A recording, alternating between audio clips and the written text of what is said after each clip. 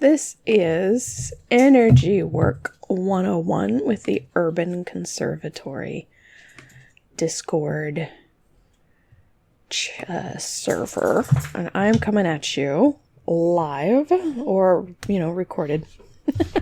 Depends on how you're listening. Please remember, if you are in the voice chat, to do me a solid and mute yourself. Okay, that's obnoxious. It's going to be real loud, isn't it? The computer immediately goes, I'm going to overheat. Thank you. So if you hear whirring sounds in the background, that's the fan on the computer. Yay. So this is lesson number 2. There is an exercise at the end of this lesson. If you're taking this as part of your focus, please do the exercise and then turn it in via the Google Classroom. The Google Classroom code is not memorized. And I have one of the codes memorized. There it is.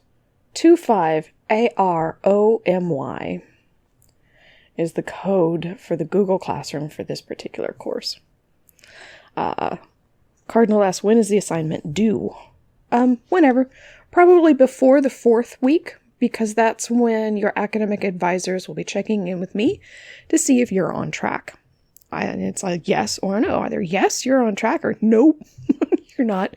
In which case, they'll be getting with you to be like, why? Why aren't you on track?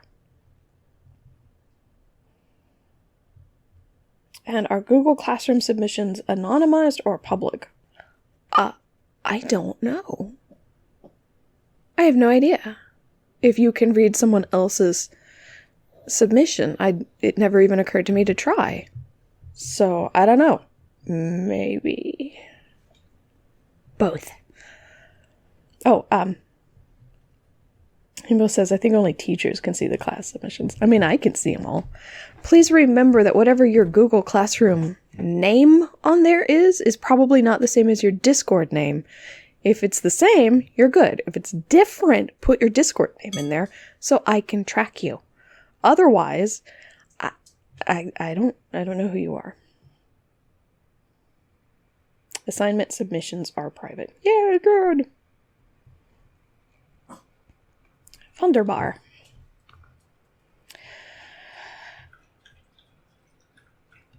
Okay, pretty picture for everyone to enjoy. I just really love the vibe of this. And also it says Magic Spells Volume 13, which I think is hilarious. And I love that amethyst spear in the picture. I could get lost in it. The thank you, AC. Yes. Baloo asked if I could say the class code, and AC said it's in the pinned messages. It is pinned, but it's 25AROMY. Aromy! It's like it smells good, right? Aromy.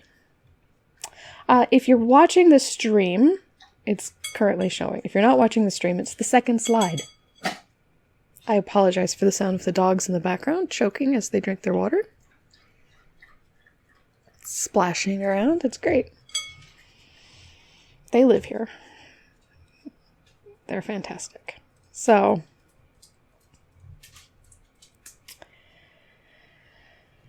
in the book, The Spirit of the Witch by Raven Grimassi, there is a story that they tell about how they would go to festivals and workshops and give, a lesson on magic, and that they would start out by telling people that it's your intent and your belief are necessary parts for all magic, which is true. And they would hold up a box and say, look, I want everyone to believe as hard as you possibly can that there's $1 in this box. Everyone believes it, right? You believe it. You know it to be true. You know that this is a fact. There's $1 in this box. Your belief is solid, right? Okay, and they'd call somebody up. Say, okay, now, open the box. Take out the $1. And they would open the box and say, but there's nothing in there. Oh, but you believed, right? You believed for a moment. You felt it. Everybody in here felt it, like that electric, ooh, the belief was real. You believed it. What was missing? What was the missing element? that could have made this spell real. And inevitably, eventually, somebody points out that nobody put $1 in the box. There was no real world work or effort or manifestation put forth to make it real. It was just belief. So belief by itself is not enough to make magic work. Your intent, not enough. Your belief, not enough. You have to put work into it. You have to put effort into it. Your spell is the framework through which magic manifests. There's a tale coming straight out of Thelema and Aleister Crowley in the story about how he did a banishing spell to guarantee he'd never have to speak to this one particular person again. And I've told it before. But it involves a very crass act on somebody's bed. And the question can reasonably be asked, is that magic? I mean, if you define magic broadly enough, yeah, it is. Magic requires time, space, and energy. Himbo says, belief makes you broke. Why are you wet? Oh, I know why you're wet. Never mind. One of the dogs just came and sat next to me, and he's damp. And it's because he was just wrestling with the Shih Tzu, who's the one who was drinking water. And she currently has a luxurious full beard. So when they were wrestling, she transferred her slobber onto him, and then he gave it to me. We will explore the theory of contagion later. Dogs. Rylan says, I can't join, but I don't entirely understand high and low magic. I mean, who does? Right? I'll get into it. Don't worry. That's what this whole entire lesson is about. When we say that magic manifests and it requires time, space, and energy, time, it's not instantaneous. Space, you have to make it physical. It's a physical thing. If you want it to work, you have to do something physical about it. And that's the element of space for it. You also have to literally make space for it. If you want to manifest a thing, first there must be a place for it to come into. Which is a little bit esoteric. But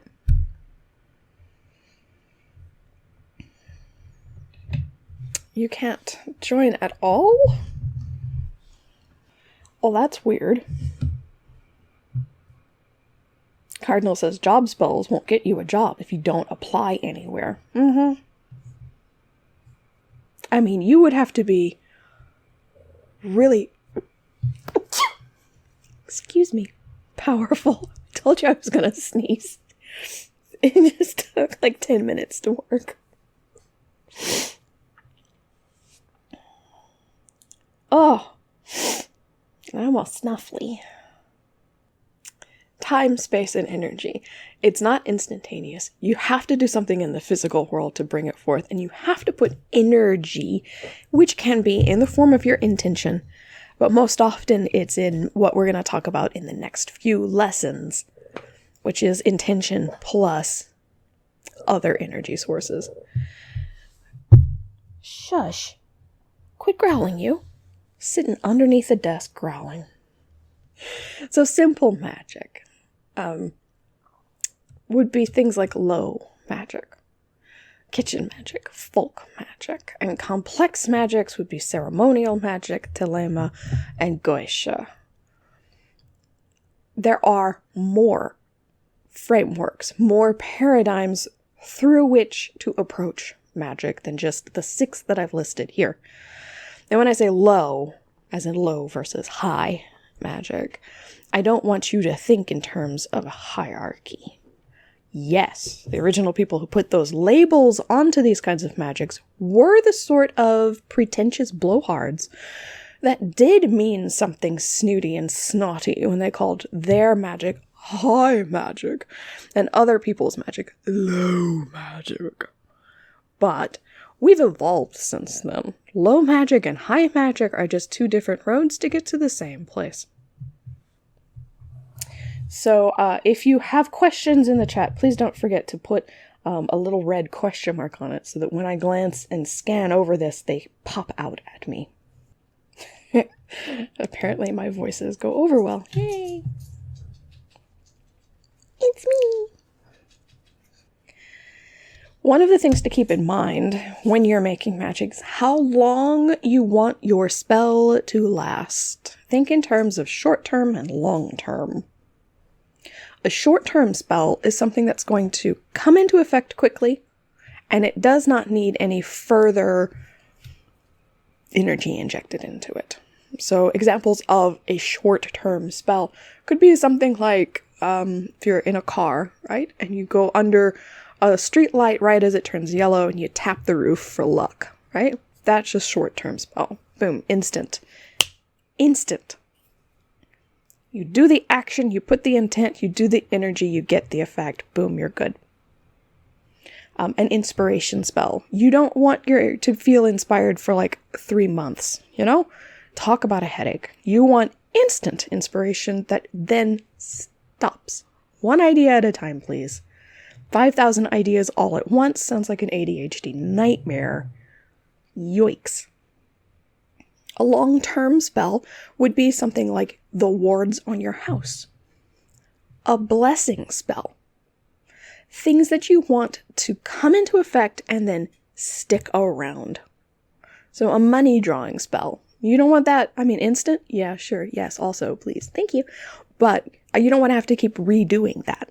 You want it to keep working. So that would be a long-term spell. It requires regular infusions of energy, whether that's from you recharging the spell or from an outside energy source. It requires maintenance and upkeep because you can't just say, I'm making a ward and it's going to last forever. No, it won't. I'm sorry. The law of conservation of energy and mass says, nuh-uh. And also, the tendency of the universe towards entropy means your spell's going to decay over time. You must perform routine maintenance. Alley Cat says, what kind of outside energy sources are there that can be used in magic? There are bunches. And I think it is in lesson 5 that we'll go over energy sources, but I'll probably glance across it in lesson... Wait. I'm trying to hold the syllabus in my own head. Let me pull it up and look, because I can't remember. I've been holding a lot of ideas in my head lately. Energy... Oh, exercises have been turned into me. Energy work syllabus. We will go over energy sources. Hey, the next one. There we go. Go me. Lesson 3, raising energy source, elementals, and allies. So, next week we'll talk about that. It depends on what you want to do, how long you want it to last, what you work best with, and what your spell is. Am I tapping on something? I am not, but the Shih Tzu is directly underneath the desk, chewing on a bone. She's got braced against a leg on the desk. Yeah, I love my dogs. Last Crystal's class was all about the cat meowing constantly, and tonight it's about the dogs. She says, "Ang, ang, ang, ang, ang, ang." Like her lower jaw and her upper jaw don't exactly match up. Which is what makes it so darn cute when they chew.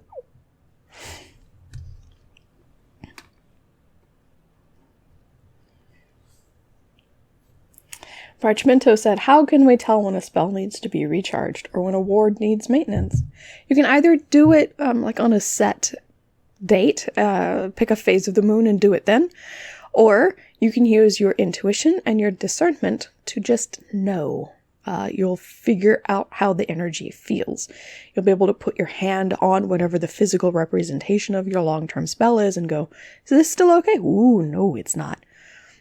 Put a little jolt into it. Oh, it's giving you a headache? Aw. Hey. Okay, she got up and moved. I didn't even have to move her. But I will. Take your bone. Here.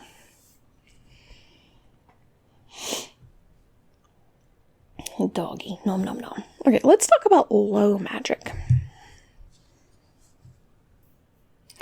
Oh, Symbol says, did this full moon feel off for some reason? No. What you're feeling isn't the moon. That's Mercury. Mercury is about to go retrograde on the 30th, which means it will appear to go backwards across the sky. So we're in the shadow of Mercury retrograde, and it messes with things. The shadow affects me more than the actual retrograde does. It makes me cranky. Cranky. Kabusto says, is energy work high magic or low magic? It's both. Both.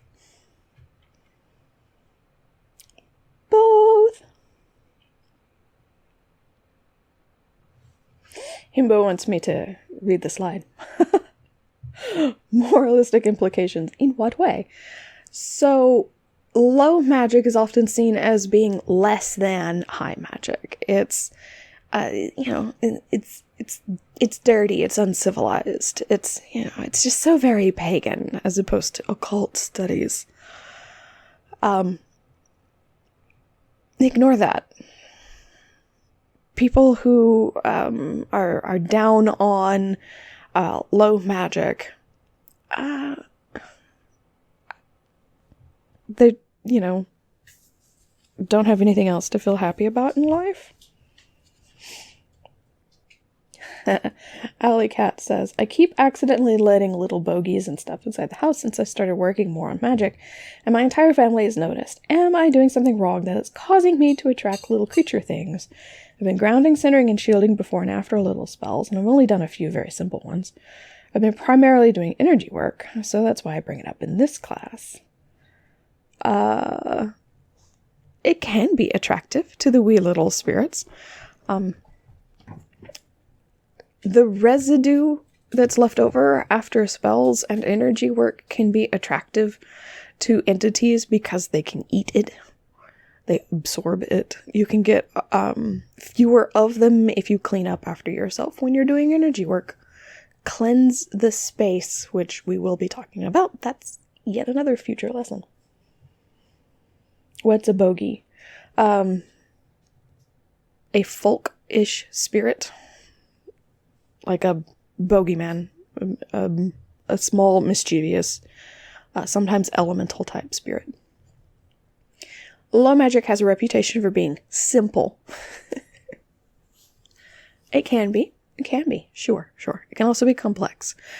You can make your kitchen magic, your candle magic, your whatever you're doing with herbs, essential oils, rocks, stones, and crystals. You can make it as fancy and complex and multi-layered as you want it to be. You can also make it real simple. So, simple? Yeah. But also, it can be incredibly complex. We have an entire course here at Urban Conservatory called Kitchen Magic. It's taught by E. E is fantastic. You should take Kitchen Magic if low magic is your vibe. It's the good stuff. Yes, if you're more interested in the Mercury retrograde and what that's doing, take Astro 101. It's good. Oslaws wants to know, is there a sliding scale at which point an increasingly complex low magic working becomes high through its intricacy? Oftentimes, high magic starts off complex. Put a pin in this, because the next slide it'll come over here. Kabusto says, is it considered energy work when I tell someone they're now aware of their breathing pattern? Not really. You're not moving any energy. You're just messing with somebody's head. So, folk magics. Be cautious when engaging in some forms of folk magic, because that way lies potential appropriative practices that may or may not be ethically cool with you on a personal level. Most of the folk magic that comes out of, say, in the United States, Appalachia, for example, has direct roots to root work, which ties back to voodoo, which ties back to Santeria and Lacumbe and Candelome, which are all syncretic religious practices of the African diaspora. So, be cautious is what I'm saying. Be cautious with it.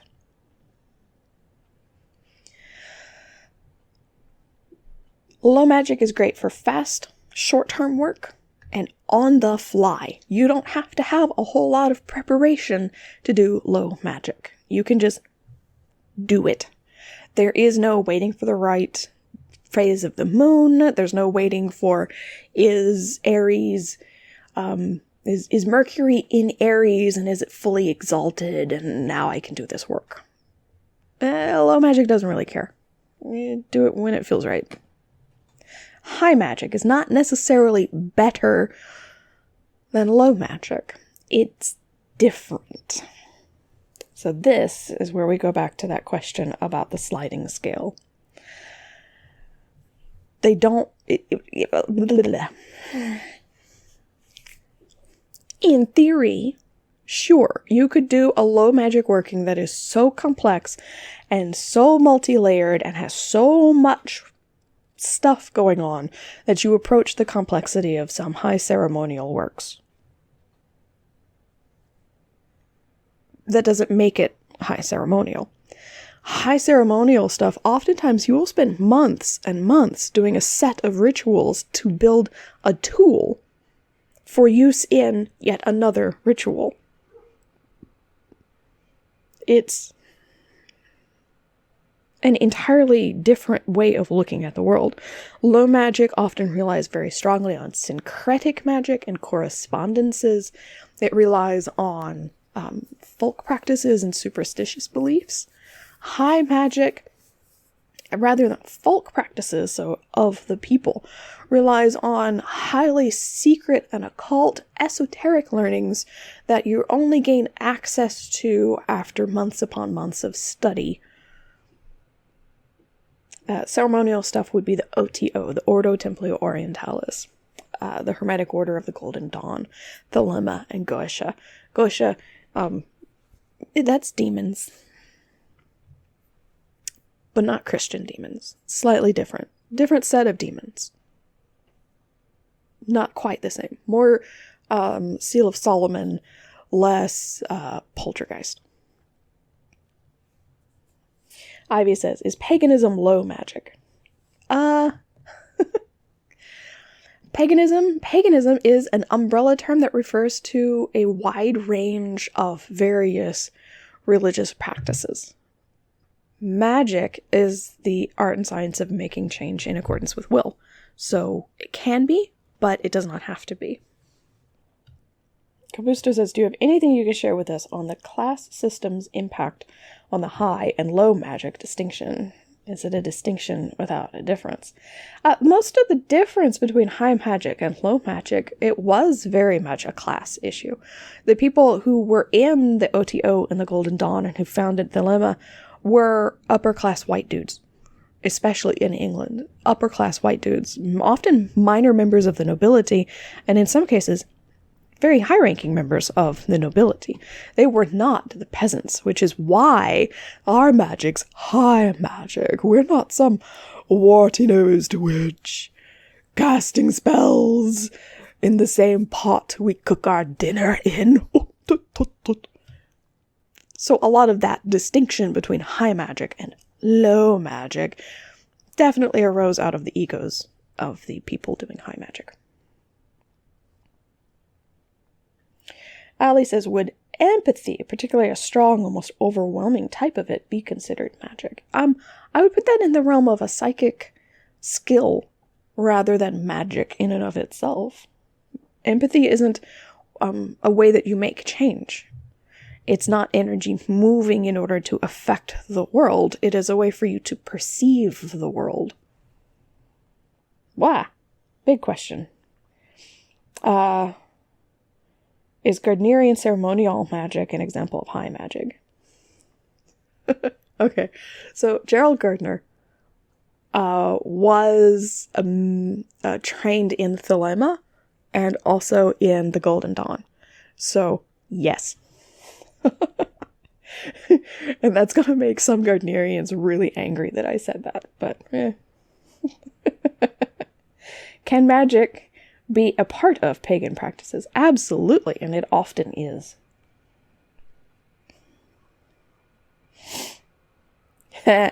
Kabusto says, fun fact, the word for one of the highest spiritual realms in Hermetic Kabbalah literally translates to nobility. Those snobby bastards. And Spectre Greytail says, I'm not sure I would class Hermetics as a cult so much as philosophic. They class themselves as a cult.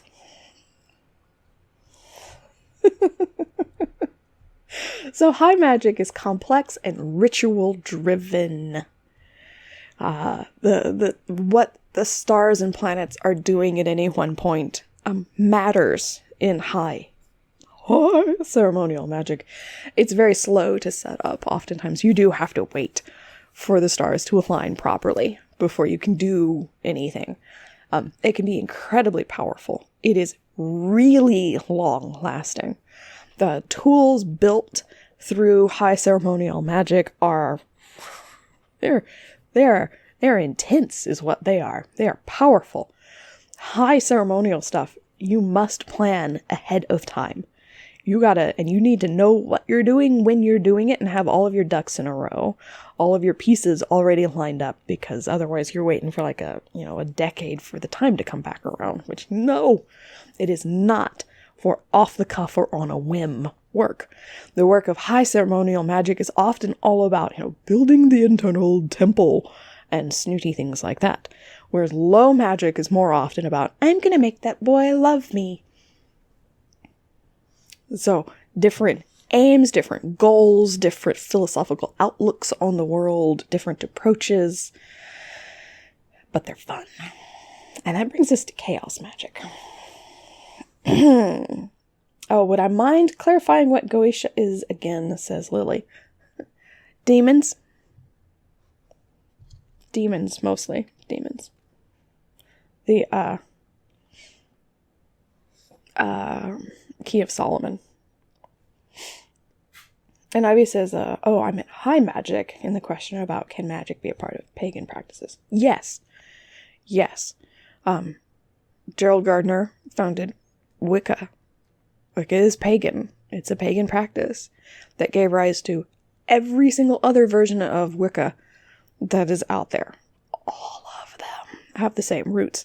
So, yes, high ceremonial stuff can absolutely be a part of pagan practices. Oslaws. What question was that? You wanted an answer for your question. Let me scroll up. If one doesn't believe in a lot of the occult things like the Gracia Hermeticism, isn't a complex working like you describe as a part of the high magics still considered low because it's not from an occult tradition? Yeah. Or it could be chaos, which is neither high nor low. It depends. But also it's not bad to be low. I'm low. Low, low, low, low.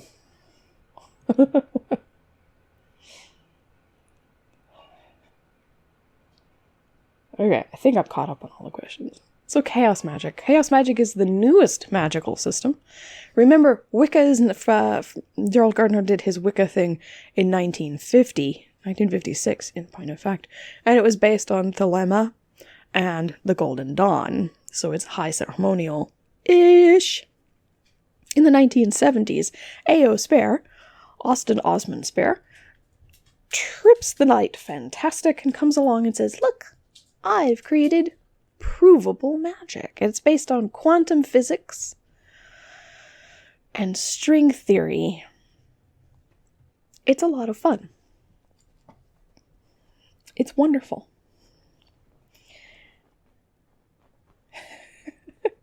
Comet has a crush on the picture of A.O. Spare. All right. And Nat says, high magic is fun when you actually know what you're doing. Yeah, it's the question of, do you know what you're doing? So one of the hallmarks of chaos magic is that it is meant to be a build-your-own system. People who practice chaos magic, you can literally make a system out of anything. Because through both quantum magic, string theory, and the multiple worlds hypothesis, anything and everything is possible. And it's all scientifically backed up. It can be very fast. It's incredibly powerful. If you get it to work, it's going to work. It's going to do something real strong and real fast. It can be very long lasting. So it kind of takes from low magic and high magic, it mixes them together, and go nuts. Whatever it is that you feel like you're going to do, you can do through chaos magic. You will blow your fingertips off, but you can do it. And build a bear, but it's build a ritual. Yes. Yes. Pretty much. A little bit of this, and a little bit of that. I knew somebody who built a chaos magic system that was based on Spider-Man.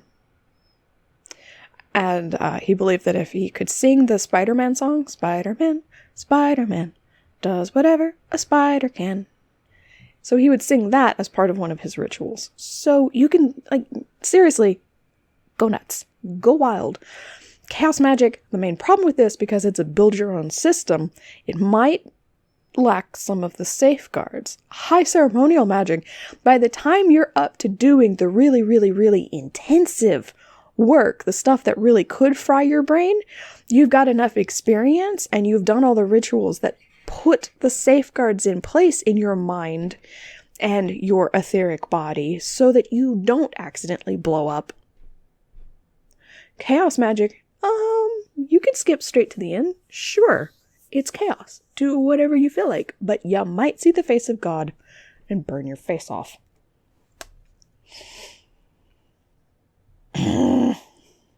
Oh, the core component for the ritual of the Build-A-Bear ritual is love. Oh, that's so cute. I love that. Yes. Okay, what differentiates between chaos magic and any other kind of magic, and what makes it, says Alley Cat.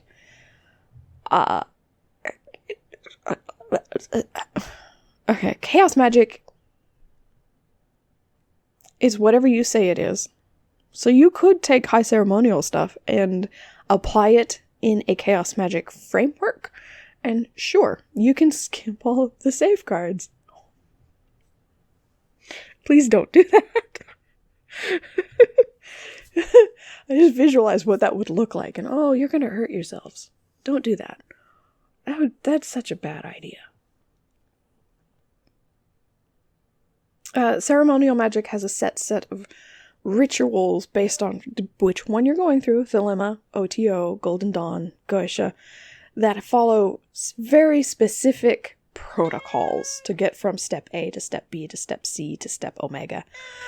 Yes, I know you're hungry. You don't get fed for another hour, though, so I don't know why you're complaining.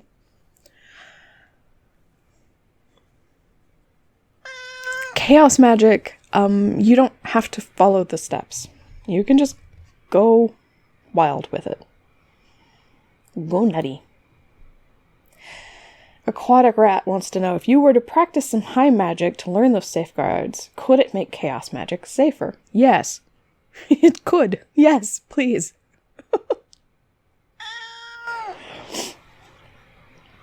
But what is Chaos Magic Framework? Asked Alley Cat. I'm not going into the entire thing. This is a quickie overview. Like, I'm running past it real fast going, look over there. This isn't a Chaos Magic class. This is a spells in general class. So, anything you feel like it. Which unfortunately feels like a very flip answer, but it's actually the truth. The Chaos Magic is whatever you want it to be. Go nuts. Go crazy. Stop. No matter what framework you're working in when it comes to your spells, treat them as if they were real. For one thing, your belief and your intent will power the spell. So if you treat it as if this was a real thing, it's more likely to, be a real thing. You get more out of it if you treat it with respect. Your spells, whatever it is that you're doing, can cause a lasting change in yourself, the world around you, and the people around you. When you undertake to study the esoteric and the occult, and you start looking at magic, and you start looking at, I'm going to cast a spell. It's not a game. It's not just for funsies. It's not just randomly, I'm going to change my eye color, and then I'm going to curse somebody. Those are real things.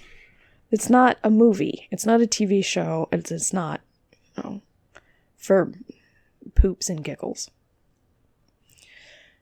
Even a purely positive spell, you can use it to get a negative effect. Think before you cast. Even if you're like, it's a low magic thing and it probably won't hurt anybody at all.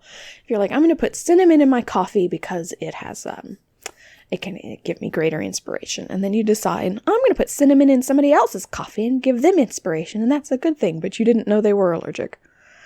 Your intent can be good. The outcome can still be bad.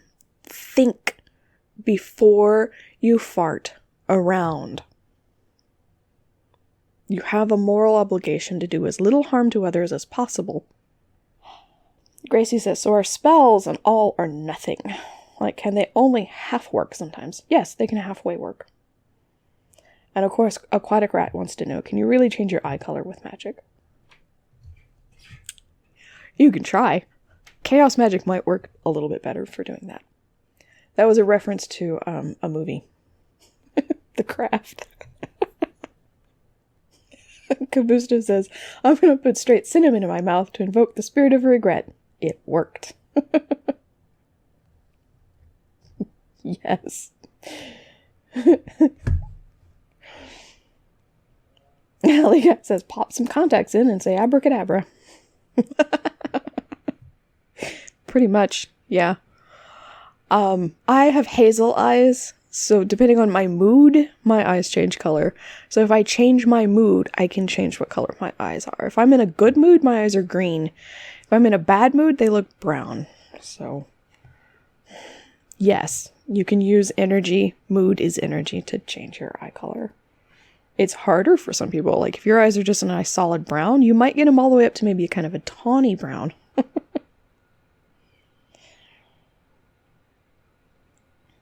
To mess around to find out is divine.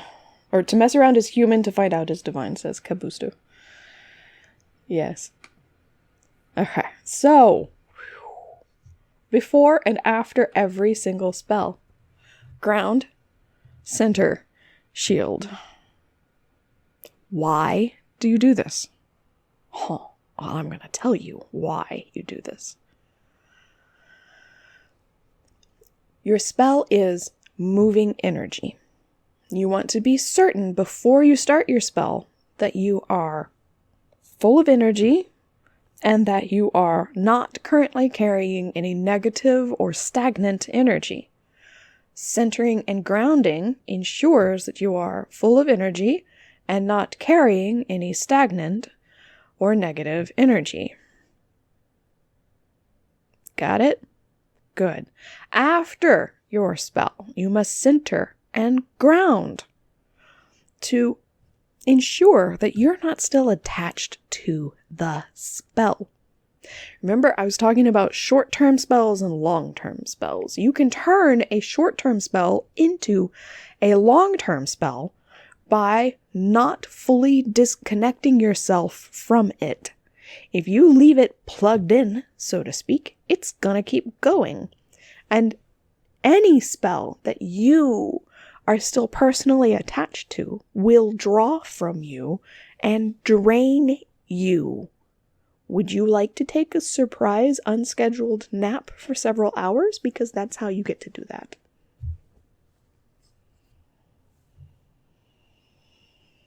And of course, shielding. Just duh. You don't necessarily need to be shielded while doing your spell. If you are building your spell and casting it from a shielded location. That's what a ritual circle is for. The ritual circle sets you apart from the world. That's what a shield does. It provides you with a way to have a larger container that contains you, all the components for your spell, the energy for your spell, your energy, and it protects you from outside influences. So the wind blowing won't mess up your energy spell. Most people can center, ground, and shield fairly easily. However, it's possible to overthink this and get yourself into a tizzy, a tisket, a tasket, a surprising little basket. You won't get messed up. Kabusto says, apparently I do like surprise 4-hour naps. Well, eventually you learn. Stop that. It's like draining your battery all the way down. Don't do that.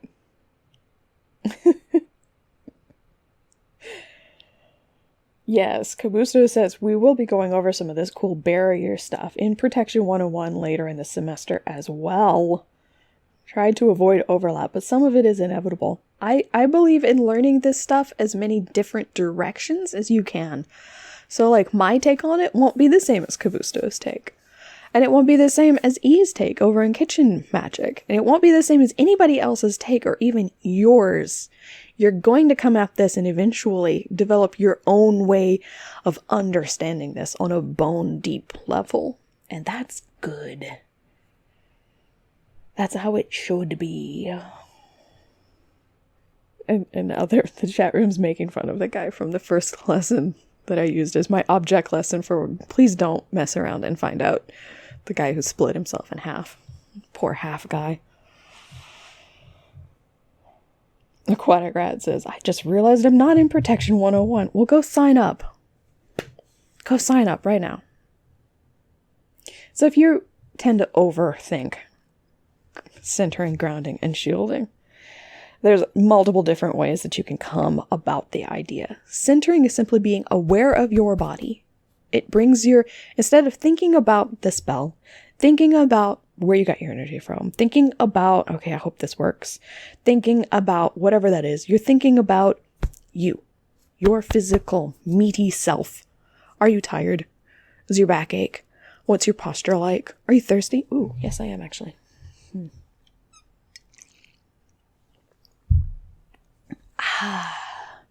Your physical sensations bring you into reality, all that is. To ground is to be connected with the world around you, to be aware of, what are the dogs doing? What's the cat doing? I'm not using them as energy sources. They're more like leeches. But what are they doing? Where are they? I can feel where they are in the environment around me. I can feel where my plants are. My pothos, I feel all three of them. My calathea, I feel it. My spider plant, it's not dead yet. You feel all of these things, the world around you, the air, the earth under your feet, the sky above your head, where the trees are around you. Every living thing you can be able to just kind of glance past and become aware of them. Your environment sustains you. You are inextricably connected to the world around you.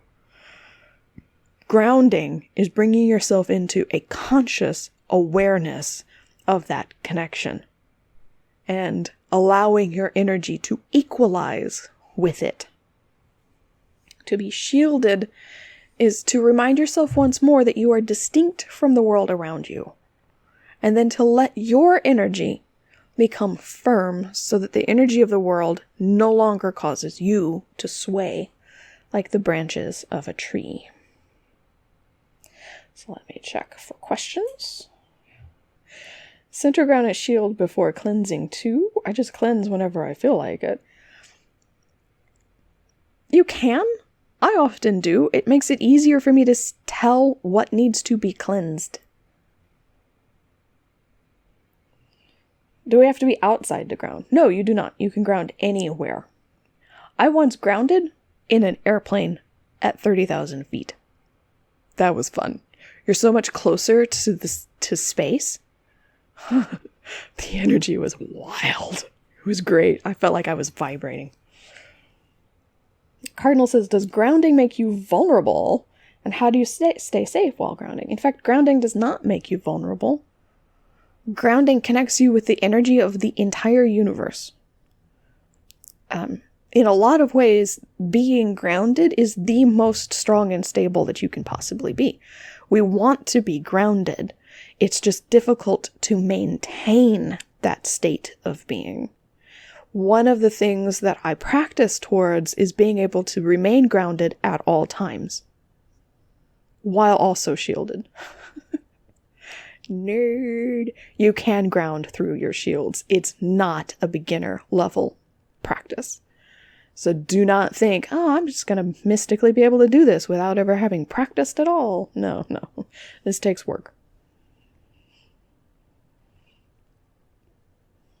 You don't even have to be still to be grounded. You can do a walking meditation and ground while you're walking. Walk a labyrinth. Oh, it's very grounding. You'll be very connected to the world around you. It's so fantastic. It's this like interconnected, the energy is moving into you and through you. Oh, it's so good.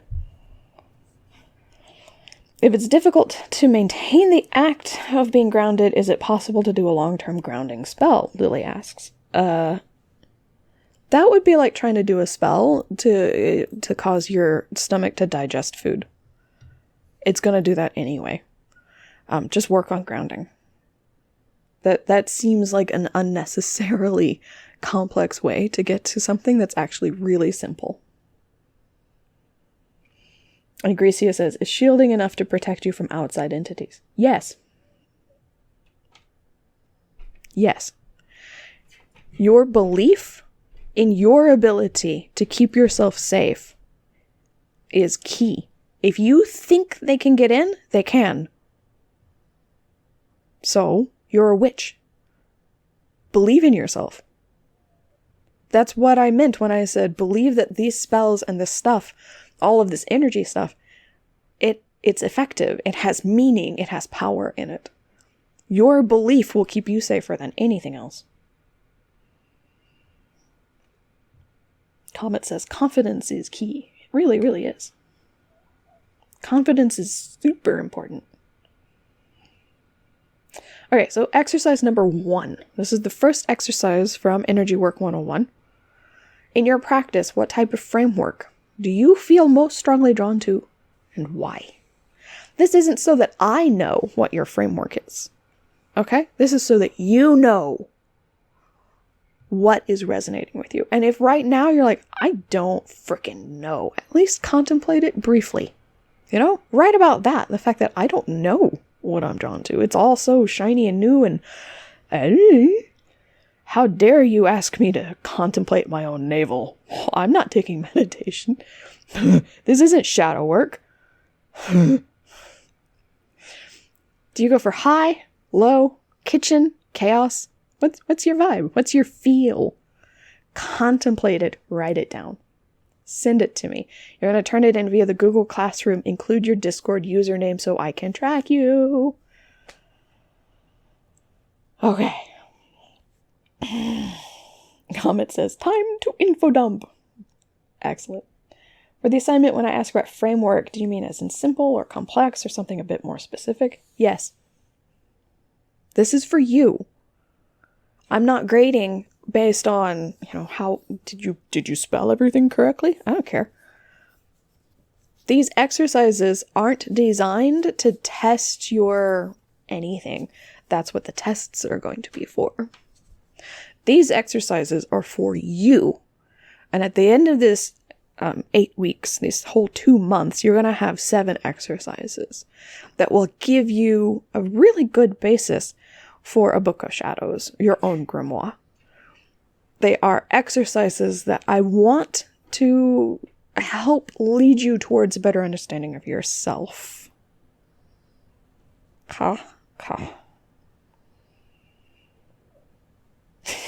Kabuster says, right? AC says, you're just going to get an indecisive rant by my part. That's cool. It takes a while. It takes a minute. That's why I want you to do this. There's no due date. Whenever. Whenever you feel like it. Contemplate your navel for like 15 seconds and write down what percolates up.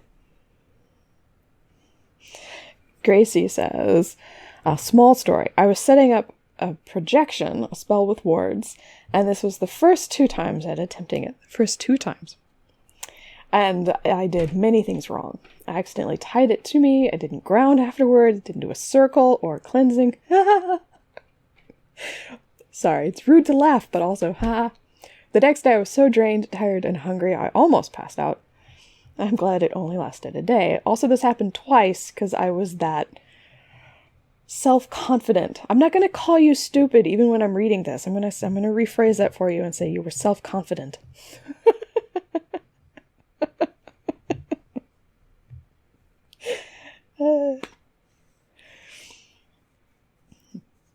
You were very self-confident, and you didn't know that, hey, maybe you shouldn't do that.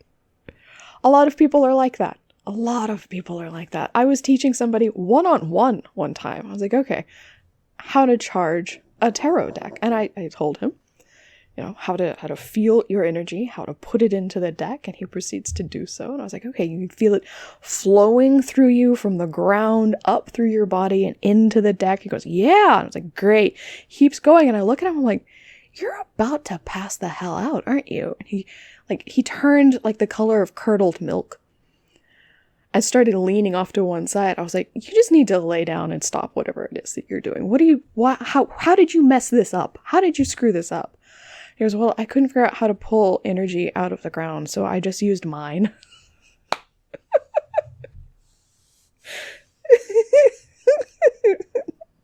Which is why last lesson and this lesson, we're talking about grounding and centering, and the very last lesson, we'll talk about it again. Because I learned my lesson. You're not allowed to turn the color of curdled milk and pass out. None of that. Lily says, first off, thank you. You're welcome. And secondly, is there attendance for this class? No, there is not. There's no attendance. You're going to do the exercise and send that in, and that's how you're going to prove that you paid attention and you did the thing. You did the do. As with all of my courses, I like to give resources. So for this one, I forgot to underline the book titles. Oh! Raven Grimace's Spirit of the Witch, Elaine McCoy's Making Magic, A.E. Waite's The Book of Ceremonial Magic, and I also Wikipedia pages for Chaos Magic and Austin Osman's Bear. I'm sure you'll recognize where that picture of him came from.